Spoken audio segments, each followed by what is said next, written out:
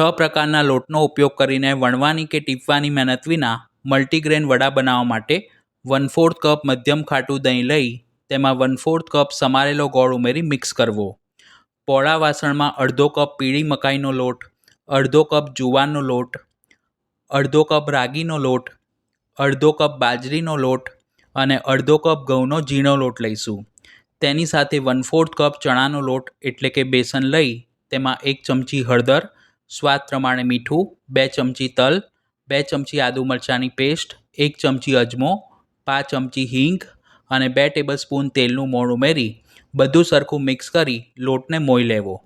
તેમાં દહીં ગોળનું મિશ્રણ ઉમેરી મિક્સ કરી જરૂર મુજબ થોડું થોડું પાણી ઉમેરતા જવું અને સોફ્ટ લોટ બાંધી તેને ઢાંકીને 1 થી 1.5 કલાક માટે મૂકી રાખવો. લોટ સરખો પલળીને સેટ થાય એટલે કેળવીને તેમાંથી નાના લુવા બનાવવા. લુવાને ઓડિકો બેક પેપર અથવા તો બટર પેપર ઉપર થોડા થોડા અંતરે ગોઠવી વાટકી વડે દબાવી મધ્યમ જાડા વડા તૈયાર કરવા. કડાઈમાં તેલ ગરમ કરી તેમાં વડાને મધ્યમથી તેજ આંચ પર બંને બાજુથી બદામી રંગના થાય તે રીતે તળી લેવા. વડાને થોડી થોડી વારે જારા વડે ફેરવતા રહેવું જેથી તે સરસ ફૂલશે. એક બેચને તળવામાં 2 થી 2.5 મિનિટનો સમય લાગે છે. આ મલ્ટીગ્રેન વડાને 3 દિવસ સુધી રૂમ ટેમ્પરેચર પર સ્ટોર કરી શકાય છે.